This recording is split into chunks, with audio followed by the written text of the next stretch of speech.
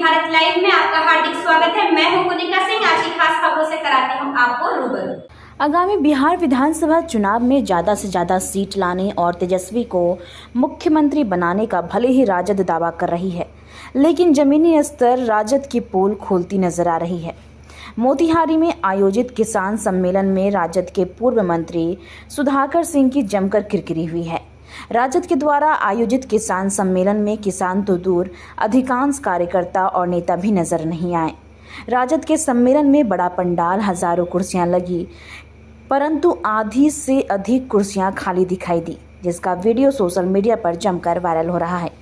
दरअसल मोतिहारी के मधुबन विधानसभा के शेखपुरावा में राजद पार्टी के बैनर तले किसान सम्मेलन का आयोजन हुआ था, जिसमें बिहार के पूर्व कृषि मंत्री सह बक्सर के सांसद सुधाकर सिंह को मुख्य अतिथि के रूप में बुलाया गया। हालांकि जब तक पूर्व कृषि मंत्री का भाषण में सत्ताओं की कमी रही, जिस कारण आधी से अधिक कुर्सियां खाली पड़ गई।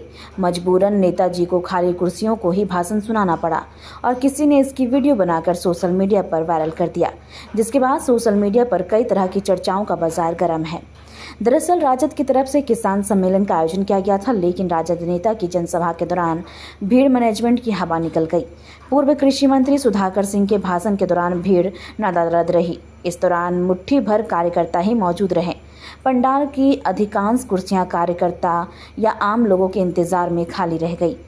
अब सबसे बड़ा सवाल यह उठता है कि राष्ट्रीय जनता दल के द्वारा आगामी बिहार विधानसभा चुनाव में अधिक से अधिक सीट जीतकर तेजस्वी यादव को मुख्यमंत्री बनाने का दावा करती है, लेकिन जमीनी स्तर पर इतने बड़े नेता का कार्यक्रम की भीड़ का इकट्ठा नहीं होना बड़ा सवाल खड़ा करता है। क्या ऐसे तेजस्वी को मुख्यमंत्री बनाएंगे? हालांकि वायरल वीडियो पर अब राजनीतिक सरगर्मी भी तेज हो गई है। जनता दल यूनाइटेड के राज्य कार्यकारिणी सदस्य दिव्यांशु भारद्वाज ने वीडियो जारी कर सुधाकर सिंह पर जमकर हमला बोला है।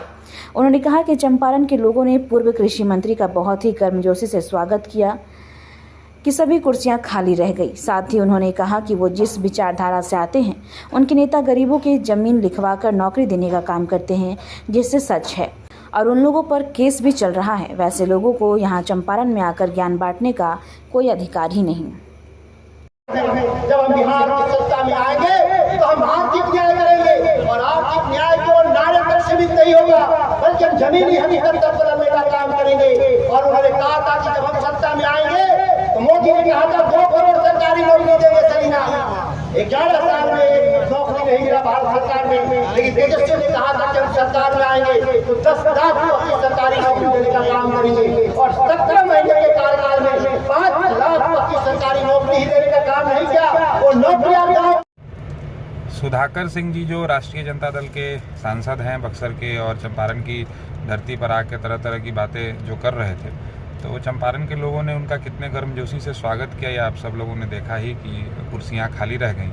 और वो उस विचारधारा से आते हैं जिस विचारधारा के उनके विचारधारा के जो नेता हैं, उन लोगों ने गरीबों और असहाय लोगों का बिहार में, जिनको कट्ठा 2 कट्ठा दूर में ज़मीनें हुआ करती थी, उन लोगों से ज़मीन लिखवा करके और उनके परिवार को लोगों को नौकरी देने का काम जो जिसका साक्ष्य है, जिसका केस उन लोगों पर चल रहा है, वैसे लोग आकर के यहाँ ज्ञान बांट रहे हैं कि भाई अंबानी अडानी को यहाँ की ज़मीनें दी जा रही हैं। तो वैसे लोगों को इस तरह की बात नहीं करनी चाहिए। भाई चंपारण काफ़ी आगे है। चंपारण आज़ादी के जो संघर्ष हुआ, आज़ादी का चंपारण सत्याग्रह, उसका नेतृत्व करने वाली जगह है, गांधी जी को महात्मा बनाने वाला जगह है। तो चंपारण इस ऐसे विचारधारा के लोगों को स्पष्ट पहले भी जवाब देता आया है, और उनके कार्यक्रम में आप लोगों ने देखा ही, आगे भी जवाब देता रहेगा। चंपारण राजनीतिक रूप से काफ़ी सूझबूझ वाले लोगों का जगह है, और ऐसे बिहार को जंगल राज, बिहार को अपराध, करप्शन, भ्रष्टाचार की तरफ ले जाने वाले विचारधारा के लोगों को इसी प्रकार से नकारता रहेगा। Rahul memorial Delhi international school के बारे में और लोग बात क्यों नहीं कर रहे हैं? अब टाइम है ये जानने का कि हम कैसे सपनों को शेप कर रहे हैं और एम्पावर्ड फ्यूचर्स बना रहे हैं। एक ब्राइटर फ्यूचर की नींव आज से रखी जाती है। Rahul memorial Delhi international school में हम सिर्फ एजुकेशन नहीं देते, हम सपनों को शेप करते हैं। इमेजिन करो हमारे स्मार्ट क्लासरूम्स में कदम रखना, जहां टेक्नोलॉजी मिलती है क्यूरियोसिटी से और हर लेसन एक एडवेंचर होता है।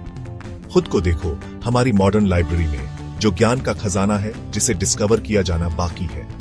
हमारे प्लेग्राउंड सिर्फ खेलने के लिए नहीं है, वो ऐसे एरीनास हैं जहां टीम वर्क और रेजिलियंस बनते हैं।